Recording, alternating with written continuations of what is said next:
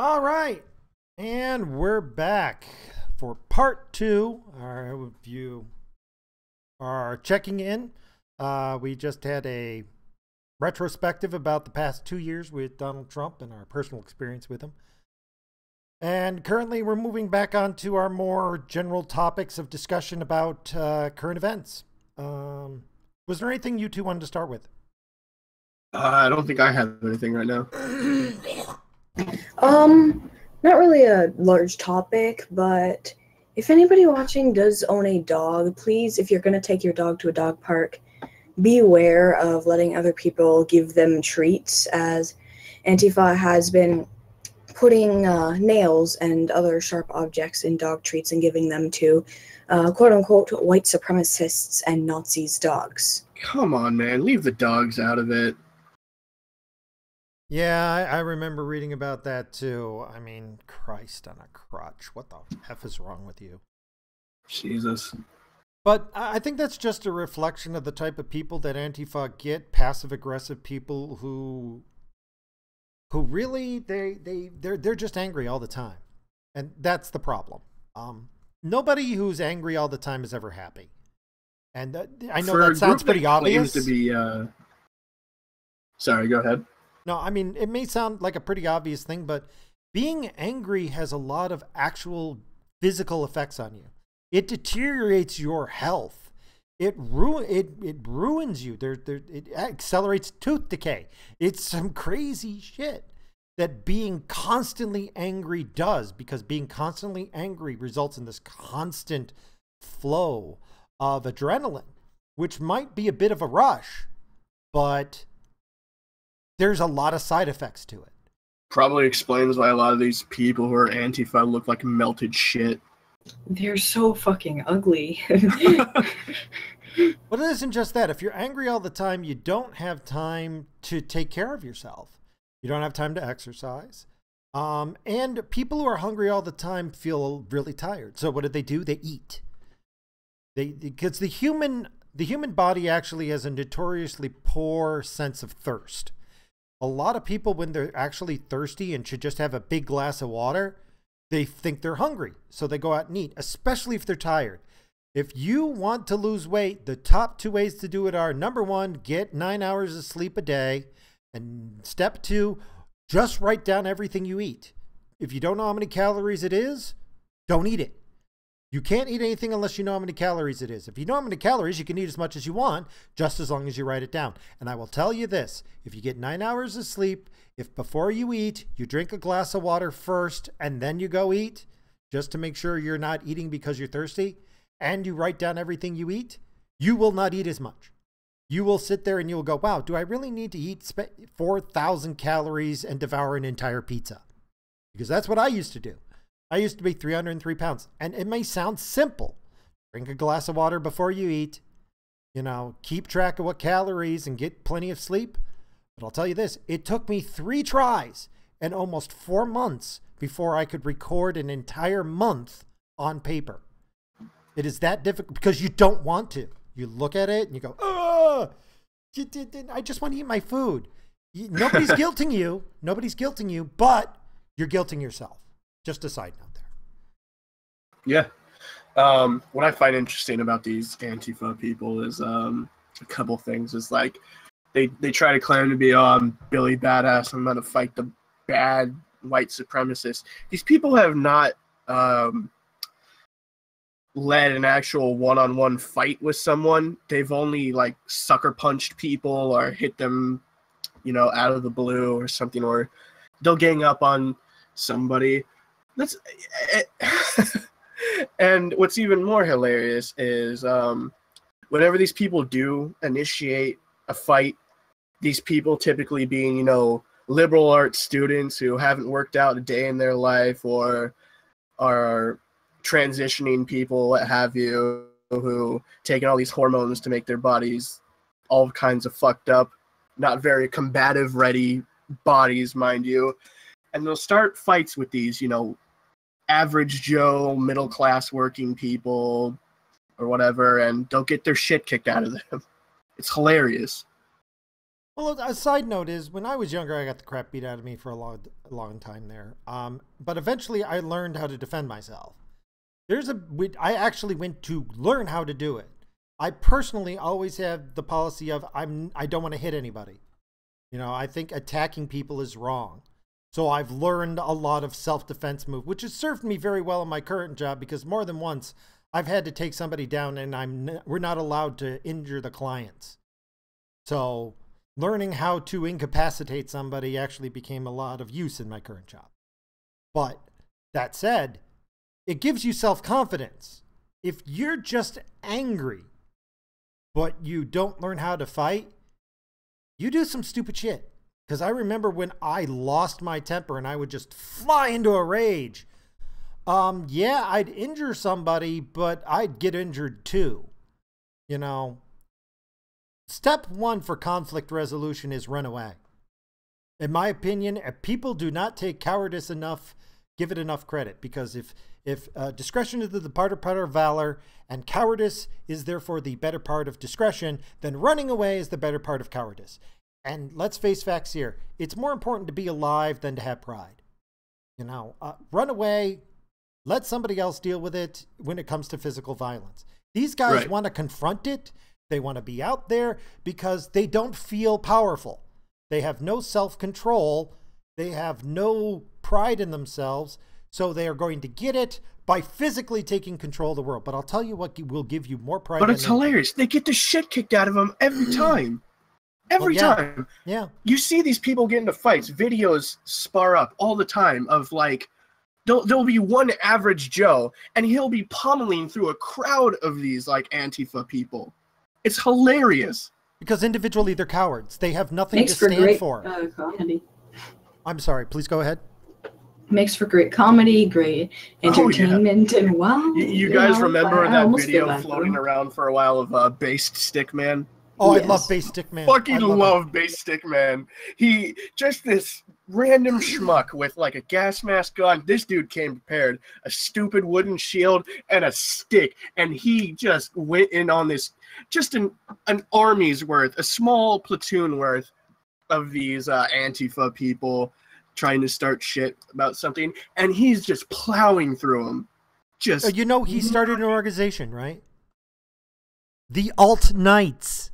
Yeah. Yeah. I mean, I'm like, man, I wish I could join. Godspeed. Base Stick Man.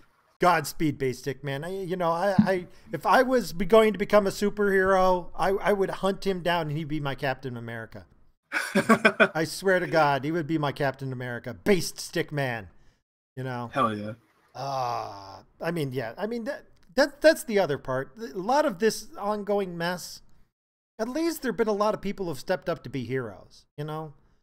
But who are the side that always steps up to be a hero, who gets praised, who people go, wow, I'd like to be you? It's always on, like, the conservative side. It's always on the Trump supporter side. It's always on the against the social justice warrior sides. Well, yeah, because they're standing up to bullies. Like, no matter, you know, these people, they're not doing anything constructive. They're just harassing people for, you know, having quote unquote wrong think, and finally somebody gets up and pushes back. That's the real hero. These people, they're just bullying people. Yes, that is the thing. Bullies are cowards. They do get scared. When I finally like learned how to defend myself when I was a kid, when I would point at somebody and I would say, you are going to the hospital. And I sent that guy to the hospital. They beat the crap out of me, but I sent that guy to the hospital. When I got back, and they came at me again, I said, you're going to the hospital. And he backed up. And I said, oh, okay, you're going to the hospital now. He backed up. And I said, okay, here's what's going to happen. Whoever comes at me first, I will break a limb. You can beat me into a coma, but unless you're going to kill me, I'll survive and I will come back and I will find somebody else to send to the hospital. Or you can walk away. They wound up insulting me, spitting at me, tossing stuff at me, but they never got to the actual fisticuffs again. That was the last time somebody beat the crap out of me. Well, yeah. Up until my last year in school, and then that same group showed up and one of them had a baseball bat. But, you know. Yeah, that's the thing. They always gotta play dirty. Well, it had to be 7-on-1. It had to be 7-on-1. Like, I pride myself on that. I am that freaking scary That you need 7 guys, one of them with a baseball bat, to take me down? That's what you need? Damn. That's all you got? That's all you got? You didn't kill me. I'm still here. 7 on 1. That all you got? Yeah. I got to admit, it hurt like hell and pissed me off for a couple of years. But yeah, I mean, it wasn't imagine. a good place. But overall, I would have to say is, yeah. The thing is, You can look back on it and smile. please talk on without me for a little bit. I got to go check something. All All right. right. What else has Antifa done that's been quite hilarious? I wouldn't say this is hilarious, but they stabbed a police horse in the neck. Oh, that's fucked up. They're targeting so many animals. What? Why are they going after the innocents? I believe it has something to do with the fact that they believe that since the quote-unquote alt-right, Nazis, fascists, white supremacists, tend to always have animal companionship, they think that if they can take down their animals, they can take them down because it'll make them sad or some bullshit like that. That's terrible. That's fucking I mean, scum. that's just scumming. I mean, let's face facts here. Let's be honest about how society works.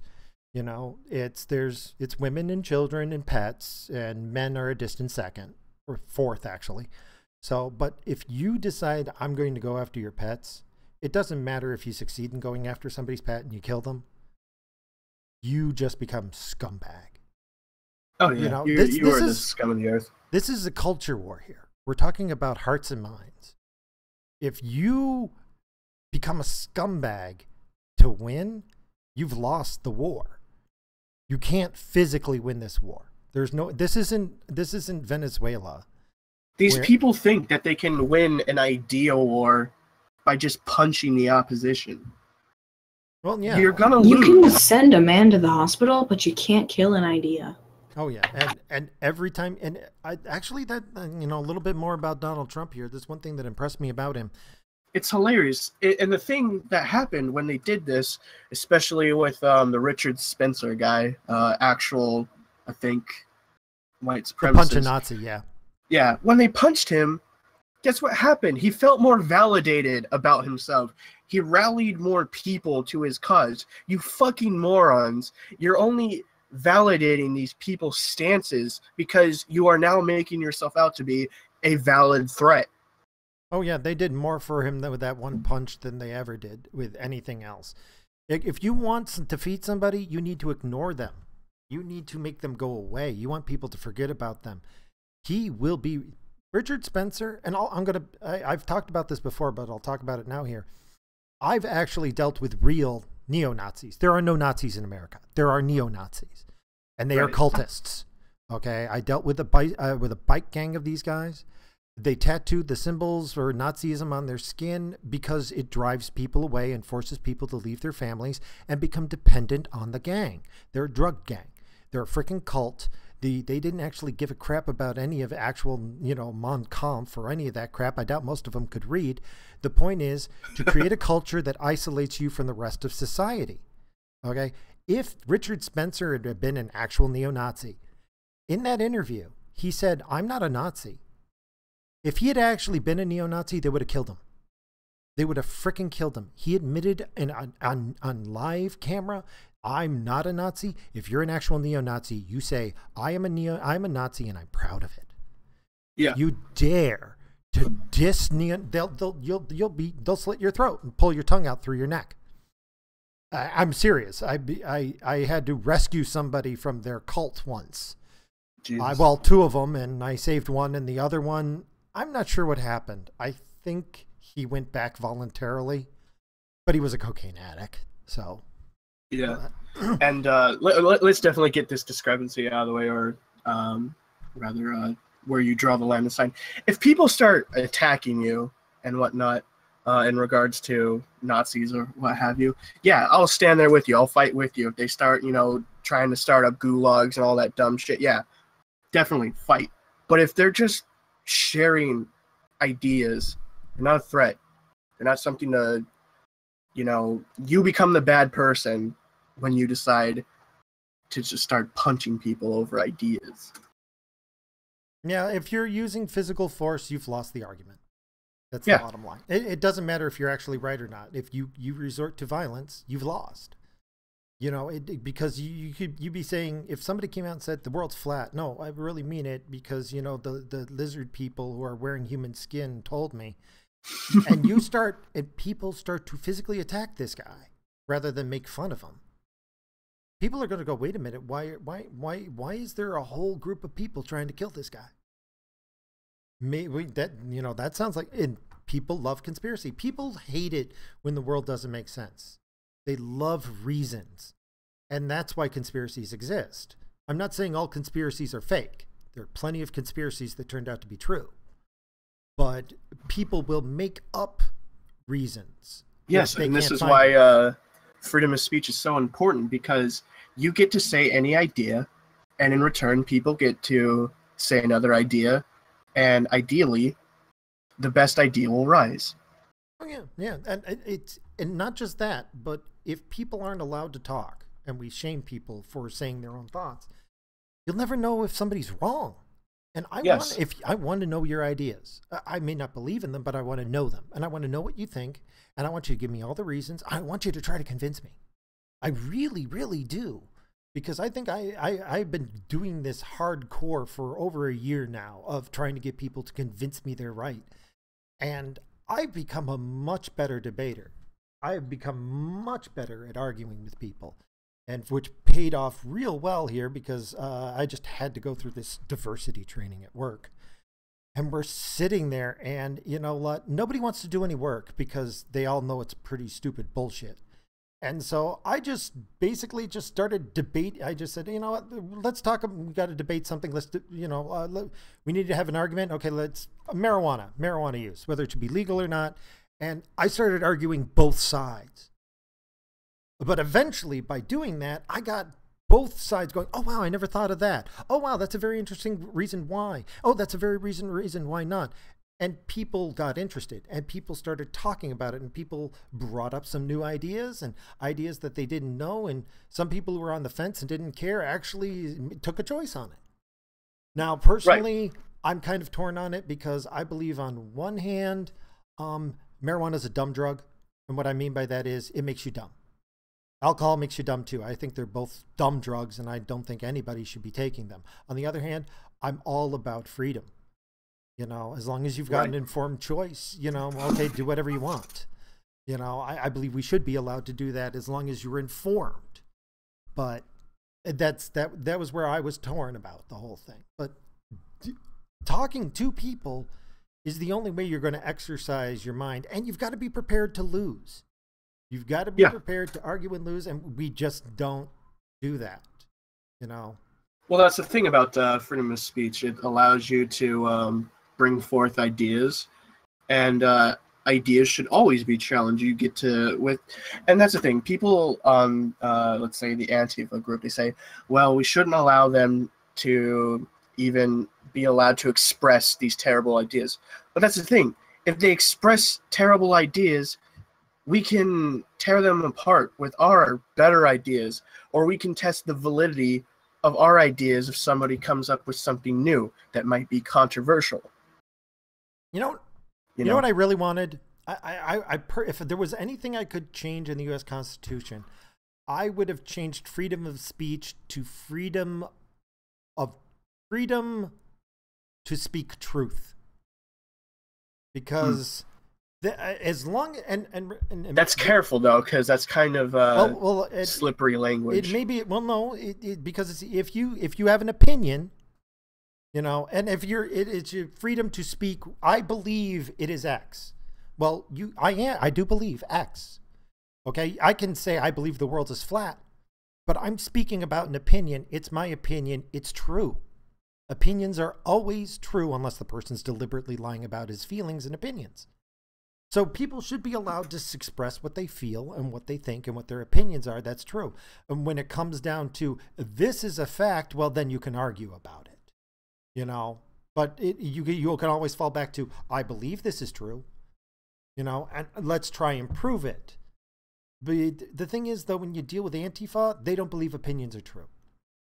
They believe opinions can be objectively false or objectively true. And it's an opinion. By definition, it's subjective. By definition, you cannot make an objective truth out of somebody's opinion, but they believe you can. And that's 90% of their argument. That's why they keep arguing with feelings. They keep arguing with feelings because they believe feelings are objectively true or false. I feel Donald Trump is evil. That's an objective truth. He is evil. No. It's just a feeling. And whether or not something's evil or not is also subjective. Oh wow. But that is the fundamental problem with Antifa and all these people and what drives them to, oh, I'm going to poison some dogs. I mean, God. Yeah, Jesus, man. And the problem is it might only be one or two people. It might only be one or two, but you want to know what? I hope so. It poisons I don't want your whole group. Get hurt. And which brings me up to what I mentioned before. I don't know if I'm. Oh, and that's another thing. If you don't have people in your community actively showing displeasure for the actions of a few in regards to something atrocious like animal abuse, it is going to poison your well. And that was why the Black Lives Matter movement wasn't looked upon as, for the most part by many people, as a good movement, because there was no central leadership. And I know they had a reason why, but it was kind of a dumb reason. If you don't have leaders of this movement talking down people doing terrible things, especially towards other black people, like when you riot and attack black businesses, you're not helping black people. And you look very hypocritical. And if you don't have leaders in the community talking that down, you're going to have issues. That's why Martin Luther King's advocacy worked so well, because he was kind of the central leadership. And he had, other people in that movement at the time making strides, but he would talk down against violence or things that would make the cause look bad. He was very vocal about those things, and that's why I believe he was very successful. I'm sorry, Keck, I've been talking over you a lot. Did you have anything to say? Okay, but okay, just wanted to make sure. Yeah, no, I have to agree with you wholeheartedly here. You do need to have some amount of policing, and actually that's an interesting point that I got to bring up here.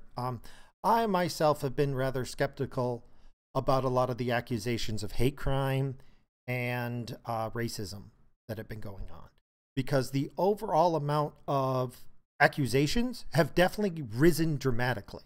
However, actual convictions have not. Actual convictions of racism or hate crimes is pretty much level.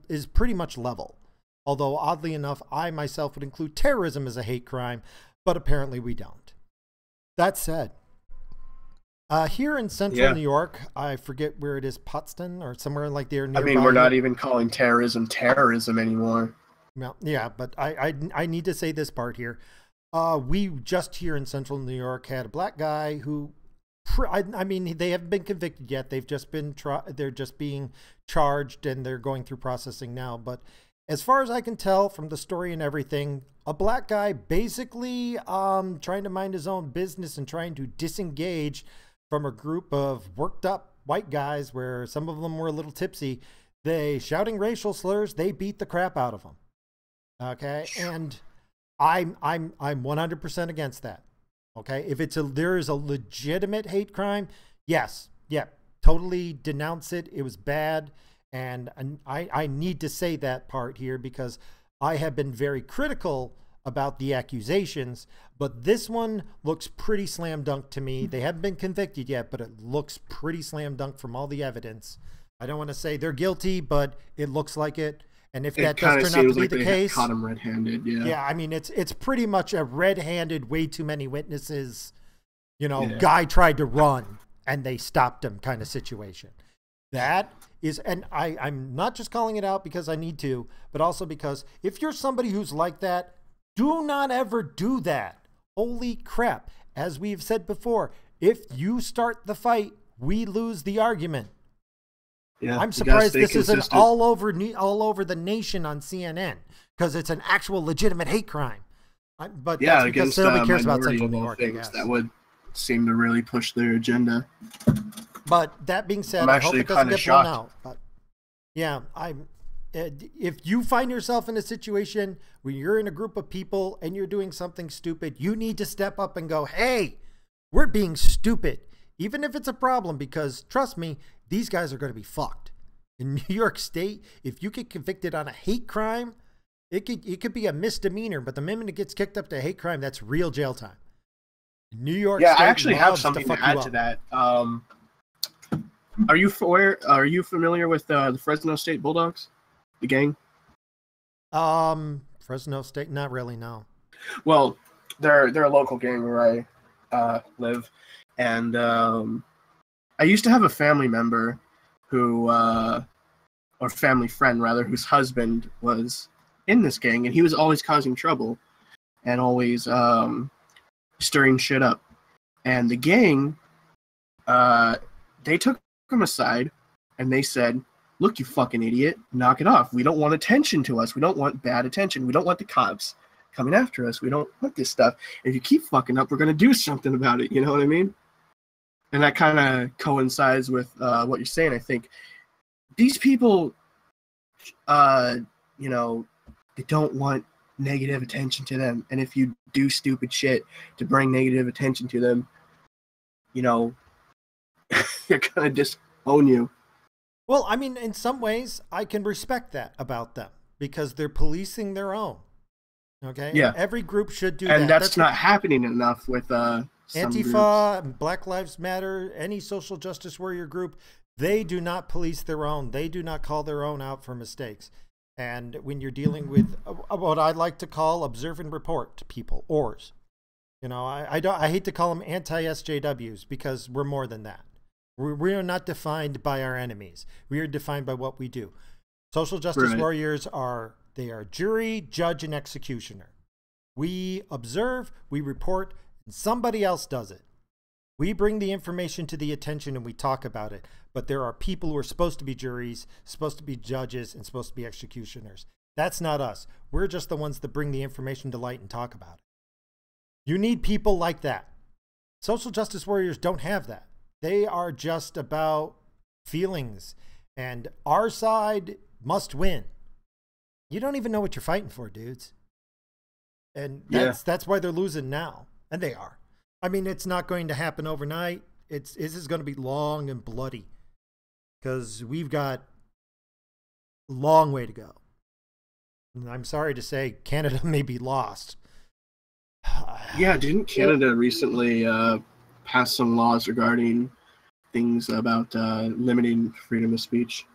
Yeah, and according to the Canadian Charter of Rights and Freedoms, while we have freedom of expression, we don't have freedom of speech at all. So. Yeah, it's interesting because I was reading up about this. There's something along the lines of you guys can't talk something about terrorism, and you can't insult Muslims, I think.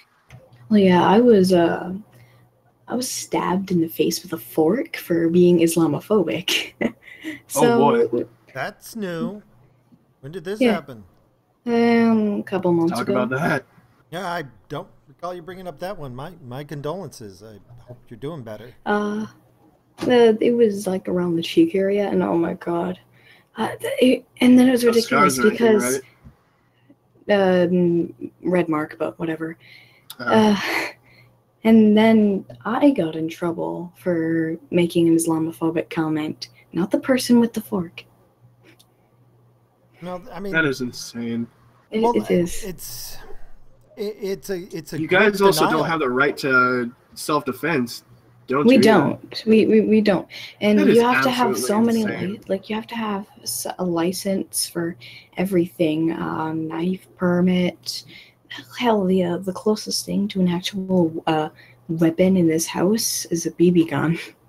Yeah, I believe I mentioned in the past, and I'm going to repeat it now. When it comes time that you need to flee your country, let me know, and we'll find a way to put you up for a while there, because when they come for you, because you clearly are guilty of thought crime. But if you need to be a political, refugee, difficult. let me know. But I do not have a passport. You know what his problem is? In his country, if you use somebody's not preferred pronouns. Oh, that's also a law in Canada. Yeah. That's a and hate it's crime. ridiculous because I'm constantly, people constantly call me she. I know it's on accident, but to think that those people, if I were a different person, could be arrested. Ugh. Well, here's the thing, though. If you really wanted to fight the law, maybe that is the way to do it. Like I have learned that nothing gets something changed quite like actually using it. It was a problem here at one of my old jobs when I was working for the state, back when you could still try and argue with management. In the past 5 years, that's changed. But 10 years ago, you could. And they passed this stupid rule. I forget exactly what it was regarding the clients. And I remember coming out and saying, you realize, according to this, we have to take somebody who eats nails and let them go at the mall. Right? On a company, the guy will tear nails off the wall and eat them. He loves metal. He is sexually attracted to metal and will eat it. He ate a pair of scissors once. Yeah, LGBTQM. M as in metal. He ate a pair of scissors once. Jesus. He wouldn't eat the plastic handles, but he would eat the metal. And we had to have surgery. Is he plastic phobic? No, he just doesn't like the taste of plastic. I want to see someone and sexually identify as a boxer and just go around punching people with gloves on and see if he gets away with it. Yes. You haven't seen the new flag, have you? Ooh, that's right. It involves now black is a sexual identity. I identify as black. Well, I mean, sexually, mind when you. I Googled this, I ran across an entire form of porn that I never knew existed, which I didn't want to know. But apparently, there's a whole breach of porn called BBC, which stands for Big Black Cock. You're gonna have to send me that. No, just Google it, Boy, but don't, because it's retinal scarring. But apparently, there's a whole genre of porn involving white guys having their wives get wild, freaky sex with black men while they watch. Oh, the cuck fetish. Yeah, so apparently it's just cuck porn. So it's cuck porn, but it's only with black guys because it has to be a different race. And it's like, when I was trying to figure out, it's like, seriously, you're making this its own gender? You got to know, man. He's an ally for the cause. Like, if I was black, I would be so offended. I was so that because how do you think I feel? Like, you want to sexualize me? I'm nothing but a dick to you. Somebody's wife, so I mean, it reduces black men to nothing but a dick. Exactly. I would, and they're always talking about reducing people left to their definitely genitals. Fetishizes over being the hero for blacks or something like that. I really truly believe a lot of these social justice warriors think that whole cuckoldry thing is good. It's like white guilt taken to the logical conclusion. Yeah, I just saw an article. But I think it's all because they hate black people and they're just using them as part of their weird sexual fantasies. I mean, I hate to say it, but I'm really truly believing, I don't want to characterize this, but it's really starting to come to the conclusion the social justice warriors are just a bunch of sexual perverts. I wouldn't be surprised. I mean, it's the only freaking conclusion I have. It's the only. I don't know. I think it's there's not a doubt in my mind. Both literally and metaphorically. I mean, they want to make pedophilia legal. They do. I mean, they argue for it. There's some arguing against it, but as we said, they're not policing their own. They're not, and they're this article I read recently said cuckolding is the new sexual experience for the intellectuals out there.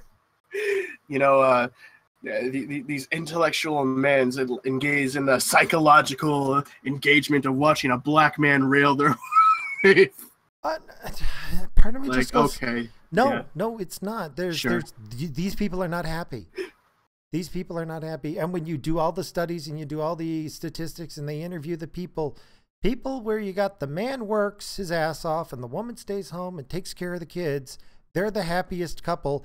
And net worth, they're the richest. I can go through the math. Not gross.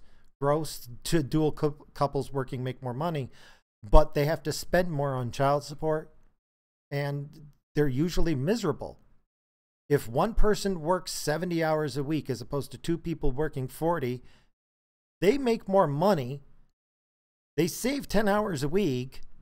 And because you specialize, and nature loves specialization, you get better at your job. The man makes more money overall, gets better pay, better hours.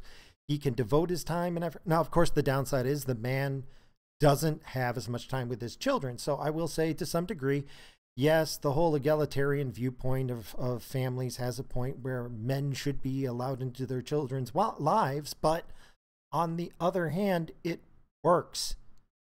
And the other situation doesn't seem to be working very well, especially if you're getting couples who are getting so jaded and bitter that the only way they can make the relationship more fun is to bring in that new gender, black. It's maddening. Yeah. It's But what if one of them started identifying as black? Well, that's the thing too, is, and that I see, the problem is if you accept transgender, which I do to some degree, at least as far as gender is concerned, you know, I understand that and I accept that part. There's your viewpoint and your sexual orientation. You don't really have a choice about that. You can lean one way more or lean one way or another, but you do have a baseline which is chosen. Some people are hardwired homosexual. Period. End of statement. It is that way. Not every homosexual is, but there are a number of people are like that. And I have a big problem with judging anybody about something they can't change. If it is something you were born with, you should not be judged for it. However, if it's your ideas, if it's your culture, that is stuff you choose. That is stuff you can change.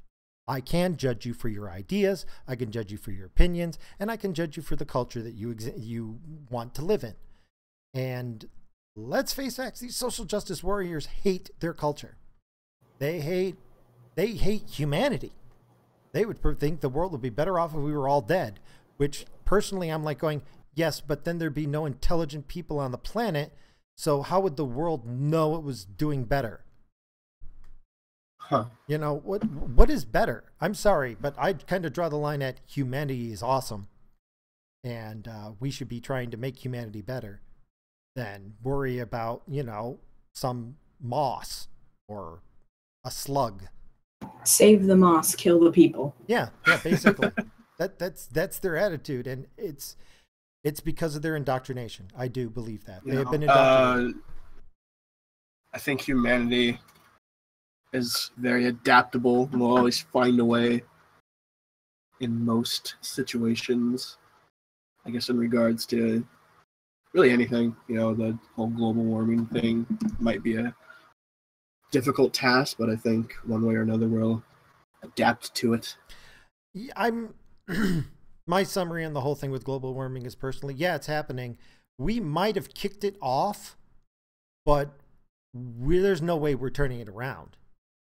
Like, we, at this point, even if we stopped burning everything, every legitimate scientist, in my opinion, who originally believed in global warming, who still believes in global warming, not in climate change, in global warming. Okay, climate change is for money. Anybody who talks about climate change, they're in it for the money. The legitimate scientists are like, there is global warming, the world is getting warmer, but at this point, there's no way to stop it. So we need to adapt and we need to prepare for it. We can't spend our way out of it. Unless you're going to have huge factories that do nothing but capture carbon dioxide out of the air, liquefy it, and pump it into the ground. We are not going to get enough carbon dioxide out of the atmosphere by stopping burning everything at this point. It's done. You know, the methane is going to come up from the ocean. It into the ground be counterintuitive. I'm kind of shooting from the hip here, but no, it's the only way to legitimately take it out of to take it out of the air, put it under extreme pressure, or turn it into solid, you know, dry ice, and pack it down in old, not salt mines, but there's things that have been mined. No, it is the salt mines, because that they do that by bringing up the brine. They're pretty airtight. A lot of the old salt domes are pretty airtight, so you could pump in a lot of carbon dioxide down there. But it's not. That's the only way we're getting it out. Every forest, when they do the studies, plant a tree. Yeah, your tree in another 50 to 80 years will fall over, die, and rot. And when it does, when it's done, you'll only have captured, I believe it was like 0.1% of the of like. I mean, you capture nothing of the how much carbon the tree originally had. Forests kind of slow the process down. Forests are great. I'm all about environmentalism. Let's make the world better. Trees are great. I love forests. Yeah. I love having nature. It's great. But I love having nature for its own sake. I don't think we need to spend $3 trillion on having a series of boats with really long hoses pumping salt water and crap and chemicals into the ozone to create clouds to reflect the light around the equator. But that is a legitimate plan. That is, really? Not only is that flushing money away, I don't even know what pumping all that crap into the ozone layer is going to do. So this is what the left is. I really think they're all a bunch of perverts trying to get rich. I hate to do a sweeping definitely judgment, among the career politicians, yes. Yeah, I don't know. Why do the politicians hate their own country and the human race so much? Because they do. They make claim to love people, but they don't act like it. I had this, fortunately, the social justice warrior coworker of mine has left, but I had a interesting. Well, I'll say this. Well, you go on.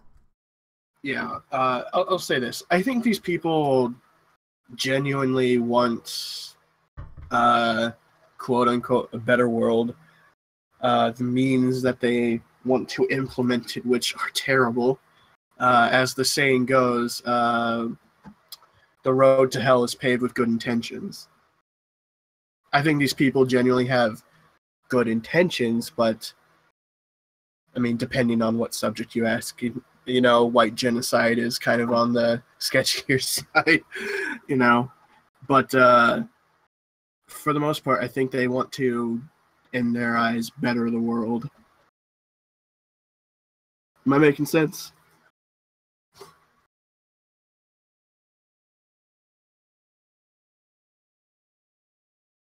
Yeah. Well, I'm not sure I can say, like, career politicians, they're mostly out to line their own pockets, but you have the Bernie Sanders, who are, you know, the naive hippies, and then you have the people. And then the people are, yeah, like Zoe Quinn. And then there's the people. And the people, I think, are, yes, useful idiots, and they are also wanting to do something good, but they're, for lack of better explanation, too stupid to know how to do it, right? Yeah. Anyway, we've been kind of wandering around. Do you want to get onto some of the topics for this week here? Yeah. You guys, I believe you mentioned earlier the Randy Stair Weis market shooting. Yes. Did we want to talk about that? I'm good with talking about it. Are you two good about talking about it? Is a rather... Yeah. Oh boy. Yeah, do you want to go on about it, or do you want me to talk a bit about it first? Yeah, so this somewhat on the lower end of YouTube, but he definitely had an audience, an interesting one at that, where this guy was a big fan of well, let me backtrack a little bit. His early career on YouTube, he did a lot of weird, obscure sketch comedy. Make of it of what you will, if it's even still on YouTube. And he then later on moved on to this character from Danny Phantom called Ember, to which he started his own weird OCs of them, and they were very portrayed as outcasts of characters in society and what have you, and very dark senses of humor. He's also believed that he was a female ghost trapped in a male's body. So also he's a brony. So we have the combination of a transgendered brony who wants to reincarnate as a ghost. What an interesting combination it is. He may have claimed that he was transgender. And I think some people say he is autistic. However, I don't know whether that's just the internet goofing on him or... Well, I do want to point out first that while he may have made the claim about being transgender, he did not change his name. He did not wear other women's clothing. He may have used a little bit of makeup here or there, but for the most part, he may have claimed it, but it was all in name only. If you look at some of his writings, for the most part, you would describe him. I think the reason why he was acting the way it was is I think he fell in with a crowd of social justice warriors who started telling him all sorts of wacky shit.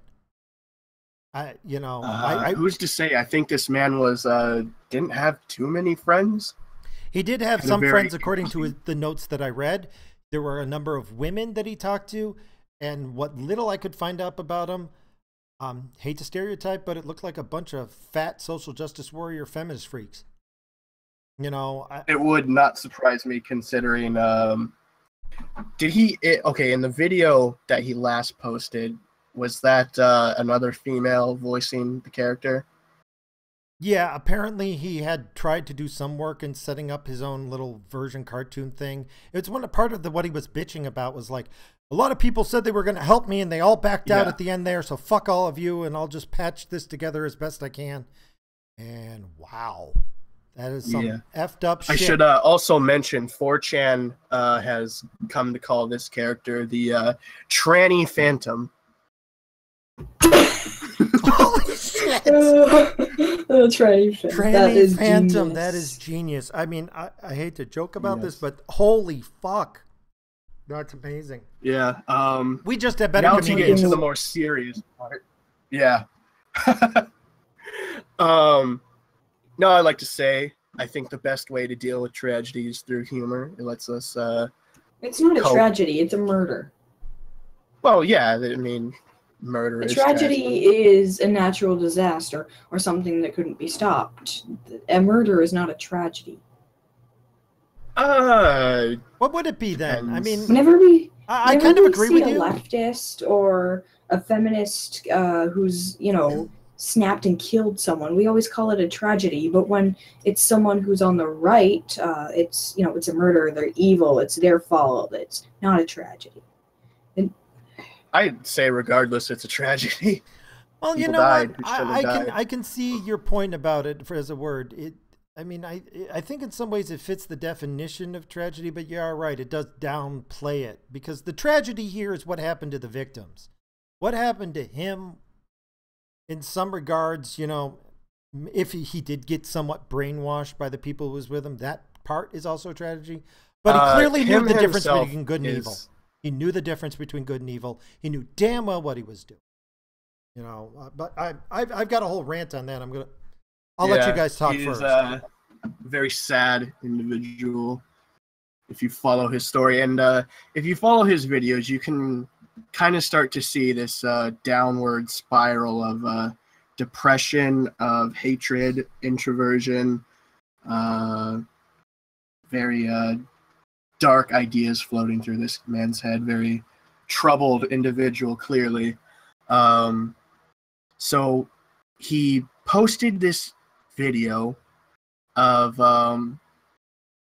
this is the strangest video I think I've seen in my life because it goes in a roller coaster of areas.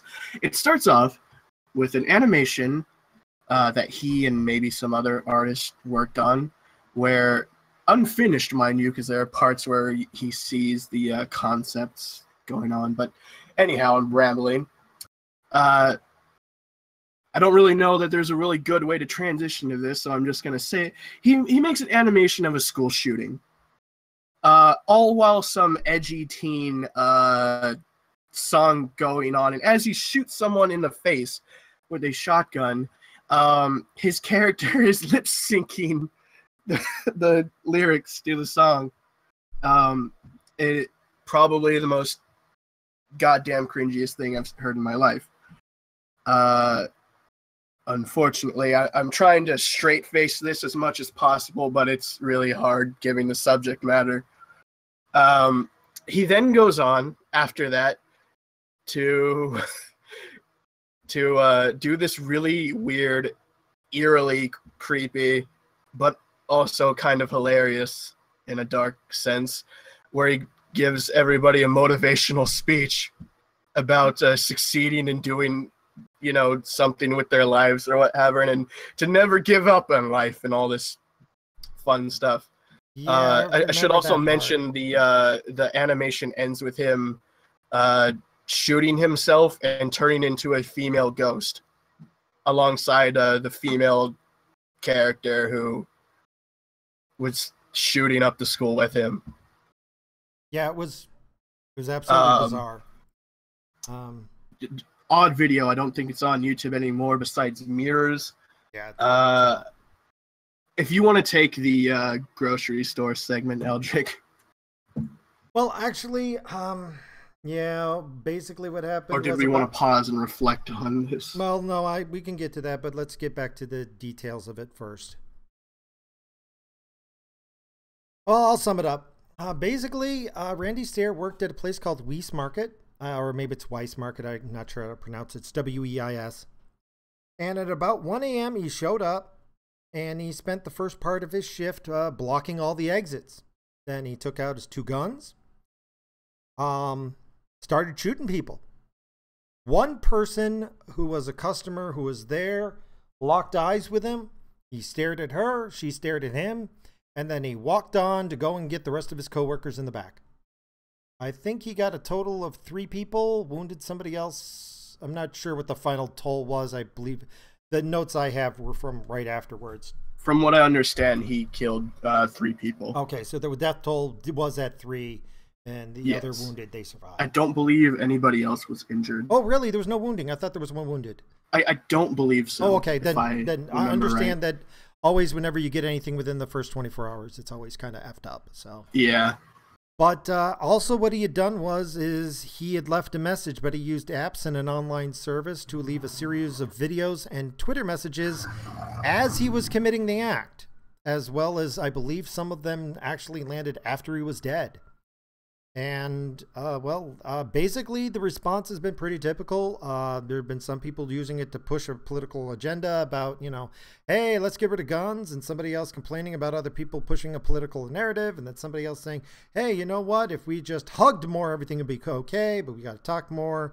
Oh, no, we let boys bottle up their feelings, and then somebody complained, why are you referring to him as a boy? He's actually a woman. And then he's a member of Group X, so it drove everybody in Group X. We must stop Group X. Yada, yada, yada. The one problem I have is... I'm sorry. Thing I should add before we continue. He did mention and brag about him doing this, vaguely, mind you, through a series of tweets and videos. He had, for every OC he made that are basically just reskins of this Ember character, they had their own Twitter, and he would tweet for them and their personalities, very dark things, leading up to the events that happened and afterwards, I believe, if what you're saying is true, Eldritch. Well, I'm going to get into the psychology of him real quick here, but if either of you have anything you want to say before I get into that, because it's a bit lengthy, any comments, Keck? No. Okay. You know, I was expecting myself to have more humor regarding this strange situation, but I'm kind of at a loss for words, because what do you say about this? Well, I believe that the solution is people need to understand what happened. And I used to work on a suicide prevention hotline. And sometimes you'd get people who would get on, they would start venting, and they would talk about hurting or killing other people. Usually it was just venting. You could tell. By the end of the conversation, you know, you would ask, no, are you going to hurt anybody? They go, no, I'm just, you know, and you'd explain to them that they're just working out their problems, and you're supposed to listen. But every once in a while, a couple of times, you would talk to somebody and you knew they were serious. They were at the point where they wanted to do the whole murder-suicide thing. So if you guys don't mind listening for a little bit, I'm going to tell you about my impression of how it happens. Usually it starts off with your typical suicidal person, usually on the younger side. They get depressed. They're usually too depressed to actually kill themselves. They just can't get the energy to motivate it enough to actually finish killing themselves. They lie there and hope they die. However, something happens with this particular group. I'm not saying this is Randy, but this has been my experience with talking to these people, is they get angry about something. They get really, really angry. They might have a revenge fantasy. They might just be angry at someone. They blow up. Now, when you're depressed, if you get a rush of adrenaline from being enraged, it'll wash away that feeling of everything sucks and I just want to die. You know, depression is basically a self-destructive form of apathy, and it means you just don't care. If you get angry, you have to care. You care in a negative way. You care that you destroy something, but you still care. It's better than not caring. And people feel better when they care, even if it's negative caring, where I want to kill everybody. It's better than lying there and going, I just want to lie here until I rot to death. The problem is it doesn't last. So the rage fades away. You go back to feeling nothing. You're empty. Nothing is working. So you get angry again. Suddenly you feel good again. It becomes a form of self-medication. Now that isn't enough to make somebody into a crazy killer. I mean, that's just in a pattern. Everybody can fall into it. But adrenaline is still a hell of a drug. You know, you hear about these people who jump out of planes and do base jumping and all this other, you know, borderline suicidal stuff. Why? Because when you're plummeting to your death, boy, does your adrenal gland start dumping adrenaline into your system. It's a temporary solution at best. Sooner or later, you come back down, and then you start building up a tolerance to it. So you have to get more angry than before in order to have the same effect. You never get the original high you first had. So and as I stated earlier in the previous stream, when you're nothing but full of hate, everything around you gets worse. You know, you just start to think that everybody's full of terrible people. Everybody deserves to die. And you start to accept that everybody's evil. And sometimes you start to say, I'm evil too. I'm just accepting that I'm evil. As, you know, the Joker said in the movie, I'm just ahead of the curve. Now, the thing is, they're not evil. I can tell you right now, they're not. True evil doesn't get depressed. True evil doesn't worry about the world being fair or not. True evil just gets down to the business of being selfish and doesn't give a crap about anybody else. And true evil is usually happy. The problem is that when you start to get into this weird belief here, you tend to push everybody else away. You start making an echo chamber. Now you're not talking to anybody. Your really stupid ideas start to bounce around in your head. Now the problem is if you actually get a couple of friends, like Randy did, and I've bumped into this on 3 different occasions, as I recall. Now, if you have friends who are decent people, they'll tell you, hey, don't kill yourself and don't kill other people. But if you run into somebody like a social justice warrior who's already full of nothing but rage and hate, trust me, it will feed you. And I think that's where he got around, because if you read what he wrote, he hated men. All men. Every man. Every man on the planet was evil by his standards. And he certainly wasn't talking to anybody who was dissuading him that evil people weren't bad. Now, at this point, this is where it gets dangerous in my opinion, because this is where this is about the point where I would get called. Because these guys, they would start testing people, which is a lot of what you were just talking about, things that he did. He would have multiple characters who would say weird things because he was testing the world. By his own weird Byzantine logic, he was trying to see if humanity was worthy. And he would test his friends, family members, enemies, teachers, coworkers, complete strangers. He might do, one guy, he used to leave money on the ground and then he would go, nobody would ever return it. Wait a minute, you're leaving money on the ground. You're not near the money. You're just watching at a distance. And you think that people walking along down the street, finding a $5 bill, picking it up, is going to go out of their way to try to find who's the owner? Jeez. But that's the kind of because they're in an echo chamber and they're not talking to anybody about their thoughts, it becomes really cyclic. They become very passive aggressive. And some people might just dismiss it as passive aggressive. But in reality, all of this testing has a sinister purpose of them trying to determine whether or not they should go around and murder everybody.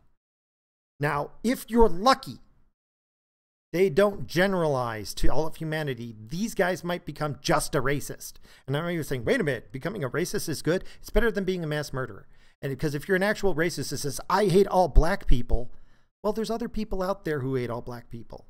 And you will go want to hook up with them. That's a rather big group of, racists. And usually, oddly enough, racists are very big on, no, don't run around killing people. We want to push our agenda, and we can't do that if you're a crazy man who murders people.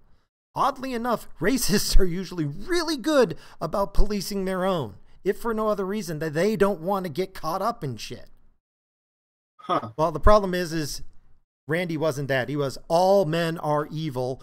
And then he went and talked to, I'm guessing, I don't know them personally, but probably a bunch of militant feminists. The one picture I saw of one of his friends, which I'm not sure if it was or not, she seemed on the chubby side. She looked to me with, the colored hair and the stupid lipstick. I do believe somewhere out there on the internet, there's an interview a YouTuber or somebody did with one of these friends. I didn't get around to watching it. Cis Scum.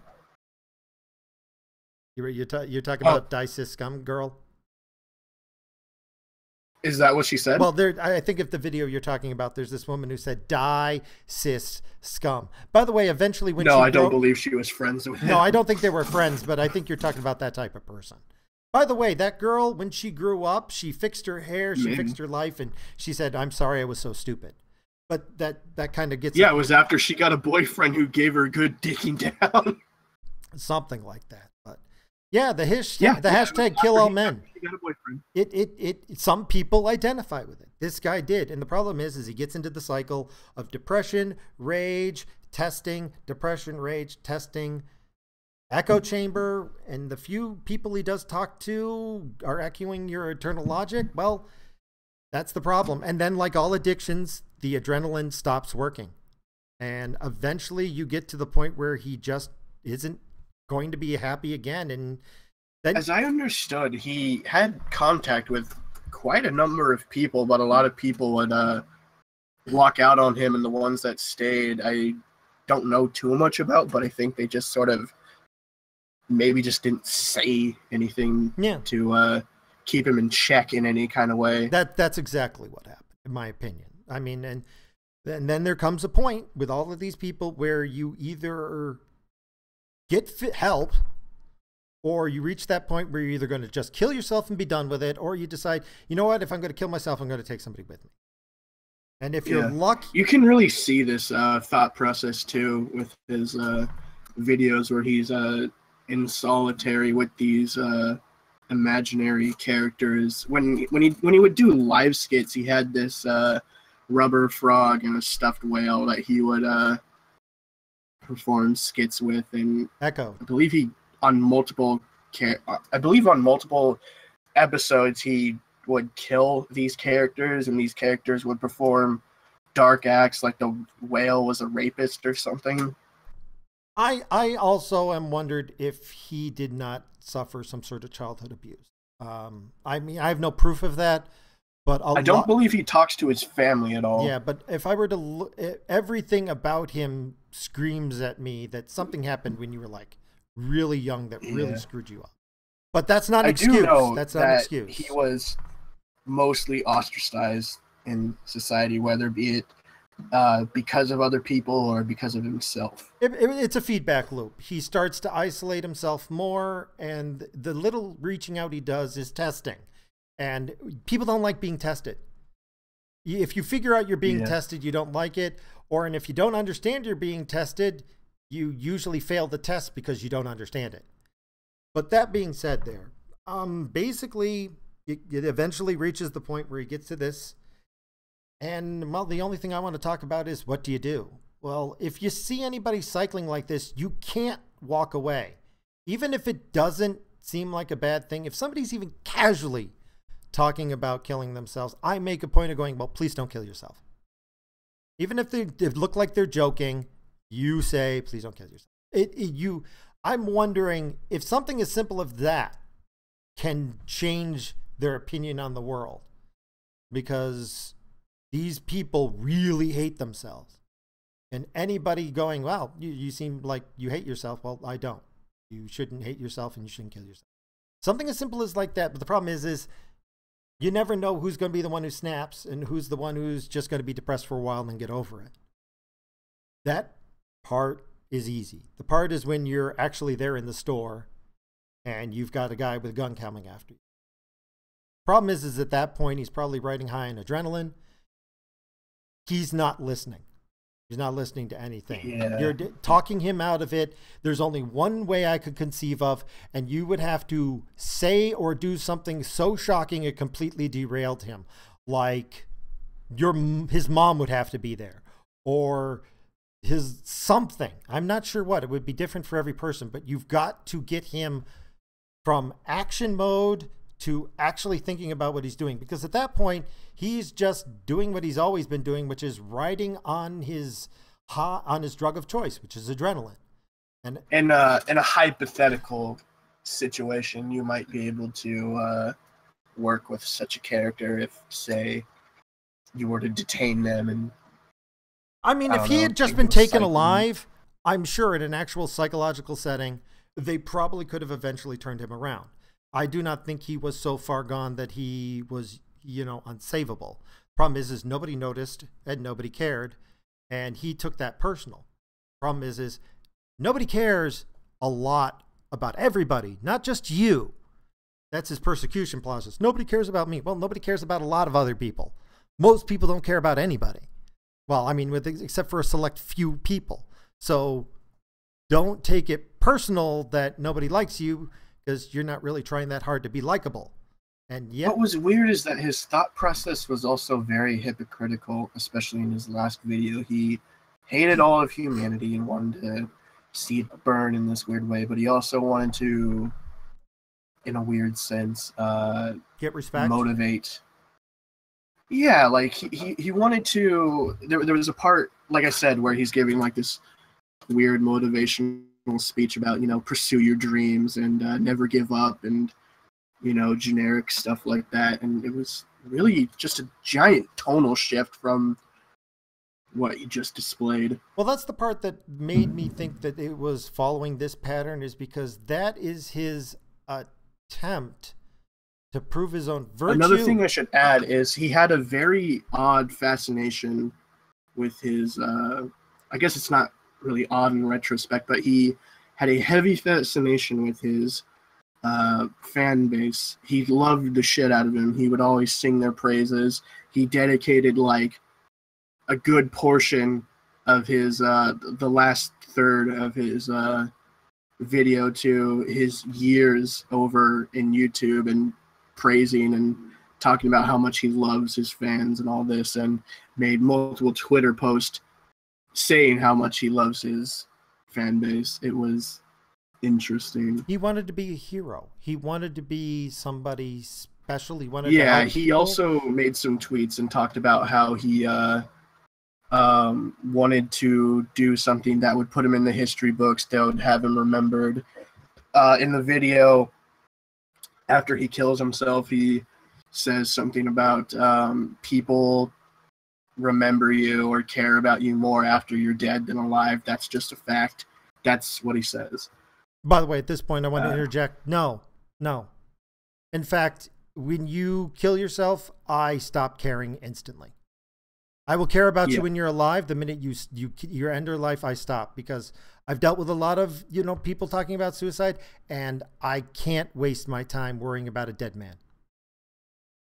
Right. I mean, I just want to point that out there, that no, you don't necessarily get cared more. And if there's anybody out there who's like meeting my description, or or just suicidal, and you want somebody to talk with, well, I've done this job. Drop me a line, or call an actual suicide prevention hotline, which is probably better, because I'll probably direct you there. But if you don't trust them, give me a buzz. At the very least, I can help you out a little bit and send you in the right direction here. But yeah, please seek the proper help. Yeah. This isn't if you're echoing the same thoughts over and over, and you can't find a solution to your problems, ask for help, and this is probably, I have a big long speech that I would love to talk about, but I'll save that for a separate video. There's anybody who tells you asking for help is weakness is right. It is. If you ask for help, you're admitting you're weak. Anybody who says, oh, that's not weakness is lying.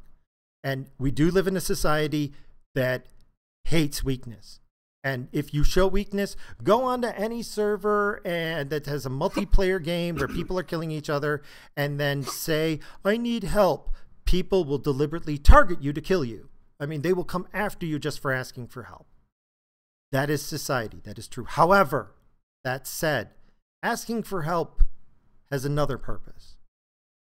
If you are weak and you're afraid to ask for help and you ask for help anyways, you are being courageous. Courage is not the absence of fear.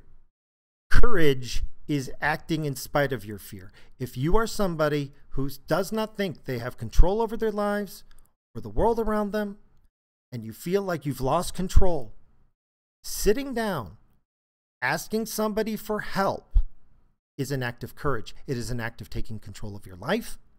It is an act of being, I want to say man, but being a human. If you allow your fear and the world around you to manipulate you and control you, you're especially, he was a coward.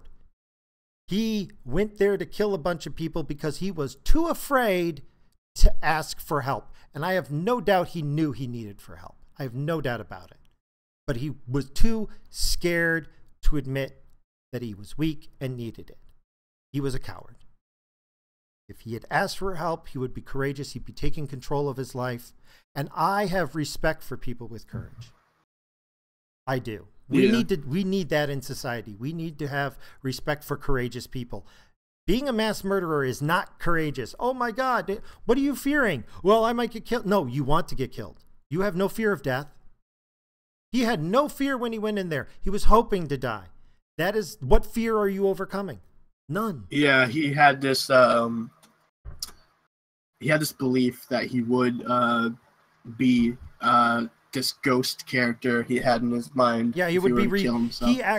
He was and that hoping to others become a would be female as ghost. well, I believe, if he killed them. Yeah, in his mind, he was actually taking the easy way out. That's the heart of the problem here. If you ask for help, yes, it is weakness, but it is also courage. And maybe somebody won't help you. Okay, well, then you ask for help again by showing that you're courageous, and you keep asking for help. And maybe you need to ask somebody else. My experience has always been when I'm talking to people, they would say, oh, I don't have anybody you can talk to. Really?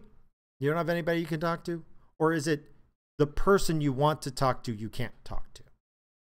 Or because you can talk to me. Let it be noted, if you do need help, please go to proper help. Don't go on some random forum on some obscure site and dump your problems on someone. Please get proper help.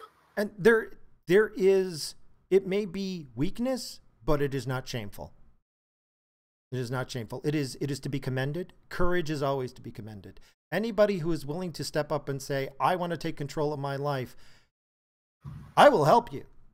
I will personally help you. It's what my job is. It's what I do at both my jobs. I help people who have the courage to try and take control of their lives. And I'm talking about people who are like paralyzed from the neck down and blind.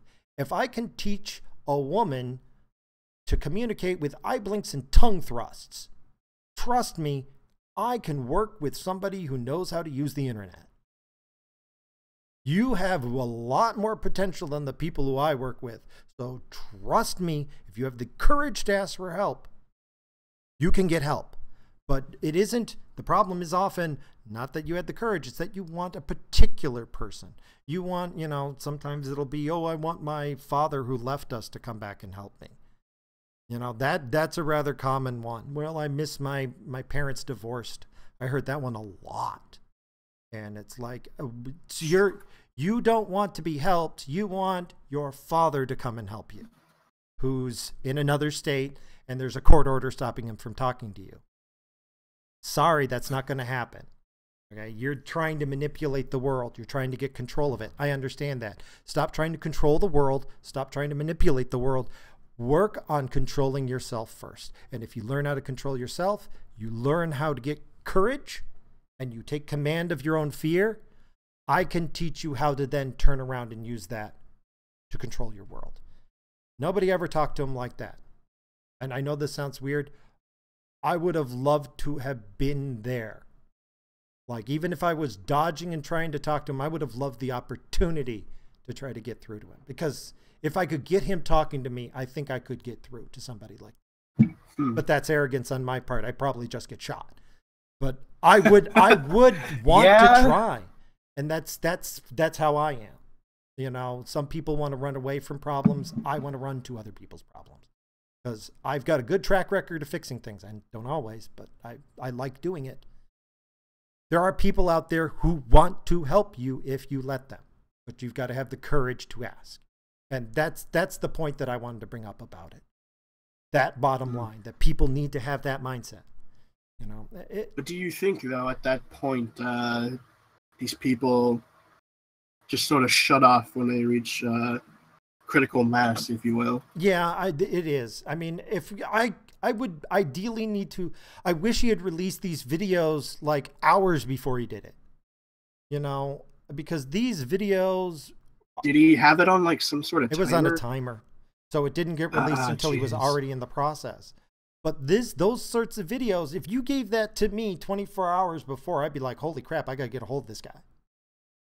You know, and if I saw that on the internet, I'd be like, I need to get a hold of this guy right frickin' now. You know, I'd be calling CPEP up and telling him, what state is this guy in? You need to send cops after him. You know, that video was where I was going, holy crap, this guy has been on the edge for months. Nobody noticed. Yeah. You know, but I believe he did the closest thing you could get to maybe thinking something was wrong. If I'm not mistaken, didn't he release a preview photo before it happened? That was him testing. That was him testing. World. Where he just, with no context, mind you, showed his character, the cartoon character, and the lady accompanying him in the cartoon, holding guns angrily. Yeah, see, unfortunately, people like that typically cycle a lot, so people who know them probably didn't realize this was the time he was finally going to break, because he'd already flirted with this before. Yeah. Probably several times. I mean, how can you really predict something like that? Yeah, you can't predict it. That's the problem. You just have it to only assume. Really becomes apparent after the fact. That's why I recommend to people, if you hear anybody talking about suicide or joking about killing a bunch of people, if you do nothing else, take 5 seconds out of your day to look at them and say, please don't kill yourself and please don't kill a bunch of people. Yeah, however, that is a thing I should point out. On his channel, he does make jokes, and in fact, I watched an older skit of his where he shoots himself for some storyline. Oh, I didn't look at his older stuff because I kind of knew what was going to be there, and it was literally, I just clicked on one random one just to get a feel for what he was all about, and there was some storyline where he killed himself for some cartoon character. Well, that was... and became a ghost for some weird plot. Well, that was him testing the world. Like I said, all of that's... It's not a cry for help. That's the problem. People will call it a cry for help. It's not a cry for help. He's testing the world to see whether or not it's worthy of being murdered. You know, calling it a cry for help is kind of like calling it a tragedy. I have to agree with Keck there. It's the wrong word. I'm not sure what the right word is, but it's the wrong word because it was preventable. Well, as they say, for lack of a better word. For lack of a better word, but the point is he wasn't crying for help. He was testing the world whether or not it was good or evil. If he was crying for help, he would ask for help, but he was too scared to, for whatever reason. And I don't know what his background was, but yeah, I do get to judge him because he murdered 3 people. Yeah. You know, did he at all reach out to anybody? Like, I know I think he reached talks out to about 1 people. That's what it, I mean, just as an impression. The problem is yeah, looking over this brings back stuff that I don't want to remember. Like, oddly enough, my job there is one of the few things I'm not forgetting with my bad memory. That stuff keeps coming back. I wish it didn't, but it does. And I've had a good track record, but I will tell you this, there's 2 phone calls that stand out as genuinely leaving me shaken afterward. And afterwards, I spent the weekend looking at the paper wondering, has the mass shooting, has a bunch of people died? Nobody did. So, but when they got off the line, they weren't going to kill themselves, as they said, but I was worried. Unfortunately back then, we did not have caller ID, and by law, we were not allowed to know where you were calling from. So if you didn't give me your name and address, I couldn't send the cops to go find you. Ah, Jesus. It was totally anonymous, thanks to New York State. And I understand why. It's so that we can tell people, no, this is completely anonymous. We will not come and find you unless you give me the information I need. And it allowed more people to open up, I think, than would normally happen. And again, a free speech thing, I'm really glad some of those people opened up. I like to think that maybe I talked some people out of being mass murderers. But yeah, or at least murdering their family. Or themselves. Cases, you know, I definitely talked people out of killing themselves, but I think in 2 cases I talked people out of murdering their family. You know, and I'm just glad nobody got, gunned down over the weekend those 2 times. Well, is this a topic we want to continue exploring? Actually, I think I've exhausted it. Do you have anything else, Kak? Anything? Oh, wow, it's 1 a.m. Crap. Yes, you need to get to bed? Oh, boy. Wow, I've noticed you've been kind of quiet, and I'm like, oh, crap, I didn't realize we've been talking this long. Yeah, quite a serious topic. Yeah. I didn't expect it to be quick. Anybody, is there anything else you guys want to bring up or address? Because I think we've tackled all the big things this week. Yeah, I think that might have done it. Yeah, so we had the politics on the last video. This one's been kind of general society fucked upness. Well, if there's nothing else, we'll wrap it up here. That sound good? Yeah. Any last words? Don't Kermit suicide. Kek? That was a very bad choice of words. Don't Kermit suicide? Yeah. Oh, Kermit. Oh, I get it now. Stupid name. God. Well. Any rate, we'll wrap it up here. I am Unthoth Neverborn, the abyss that slumbers. You've been listening to Eldritch Rants.